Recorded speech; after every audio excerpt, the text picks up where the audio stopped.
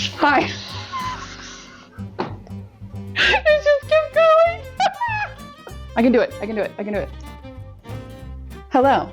I'm a sustainable landscape designer, and here are 6 reasons why lawns are dumb and we should all do better. Yeah, let me just get cozy here. Let me just get comfy. All right.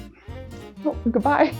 Number 1, lawns were invented essentially as a status symbol. Lawns, as we now know them, really started in the 18th century, France and England. We saw them at Versailles, for example, because ye old landed gentry really wanted to prove that they didn't need chickens and sheep and vegetables. They just needed space for promenading and croquet. And these ideals made their way over from Europe to the colonies when founding fathers like George Washington and Thomas Jefferson hired English landscapers and garden designers to sort of emulate this aspirational wealth. So for the better part of 2 centuries, lawns only existed to signify wealth and prestige, that you had what other people didn't have. It was like the landscaping equivalent of a Gucci belt.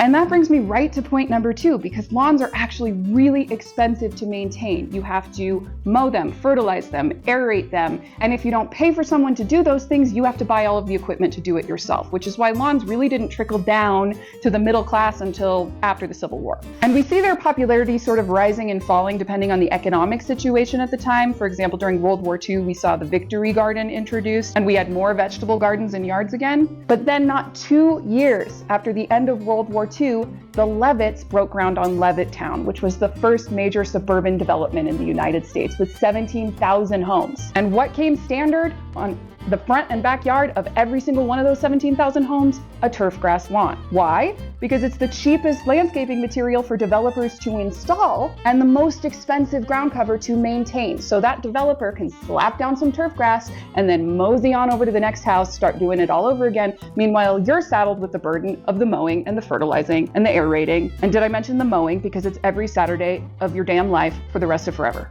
So I guess we landed on my point number 3, which is that they are really annoying to mow, especially when they're placed sort of thoughtlessly in a landscape. What happens when lawns become the default landscaping is that lawn is installed from fence to fence, and then maybe you want to put a flower bed in or a garden box in or something, and you're like, let me just tuck that in along the edge, and suddenly your lawn is this weird Frankenstein shape, and you have to mow around all of those edges in circles forever, and it takes you 2.5 hours, and it's hot and you're itchy. It's really stupid. When I'm talking to my landscaping clients about how they're using their yard, their primary activities to start are just mowing and maintaining the yard. That's all of the time they spend outside, is just doing the same work over and over again. That's so dumb. And we haven't even started talking about water yet. And now that lawns are so ubiquitous from coast to coast, lawns exist in a lot of places they probably should not exist, which means we are spending billions of gallons of water keeping alive the largest irrigated crop in the United States. This is point 4, by the way. According to the EPA in the West, up to 60% of potable drinking water is used for outdoor landscaping, most of which is lawns. I'm going to say that again just for emphasis. 60% of drinkable water is going to lawns in the Western United States. What the ever-loving hell are we doing? What are we doing? What are we doing? Makes me so mad. And that's why I have to talk about point number 5 now, which is that smarter options exist and we don't know about them, or most people don't know about them, because that would not make those monopoly men the money that they want to be making. Take buffalo grass, for example. Buffalo grass is a native turf grass. It's the only native turf grass to the United States. It's native to the middle and western United States from Montana to Mexico. And buffalo grass needs little to no supplemental irrigation once it's established, even in the West.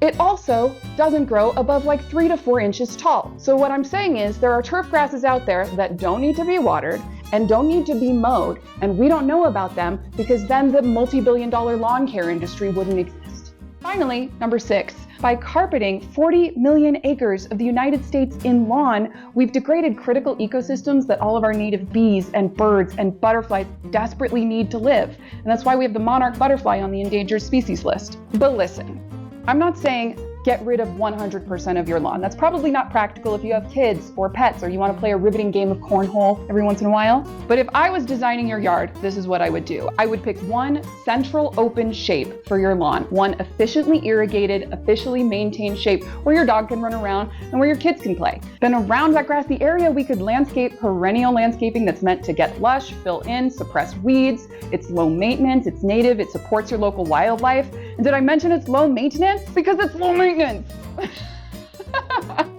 Let me just reset. I really worked myself up here.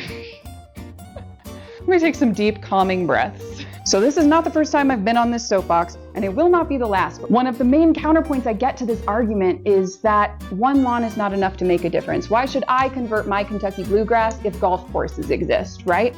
Well, what I can tell you is that I live in Salt Lake City, Utah, and last year Salt Lake City residents saved 2.9 billion gallons of water through elective water cuts alone. So collective impact is possible, and if you want to be a part of it, you should smash whatever buttons are down here and follow along, because I've got about a dozen lawns to convert this summer, and I'm going to take you along for the ride. Catch you later, America!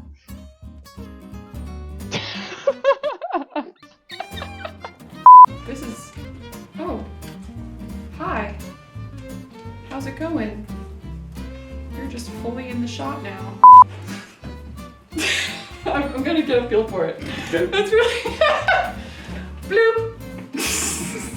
Hello, I'm a sustainable landscape designer, and here are 6 reasons. Hello, I'm a sustainable landscape designer. Let me just get cozy. Let me get comfortable. Like a white male academic kind of. Essentially, ye old landed gentry really wanted to prove that they were rich enough not to need, like, you know, sheeps and chickens or whatever, or vegetables or whatever. Let's go back to the 17th century, because lawns started, no, it's the 18th century. Whoa, whole shoe just exited the building. Because now that lawns are so ubiquitous, goodbye, America.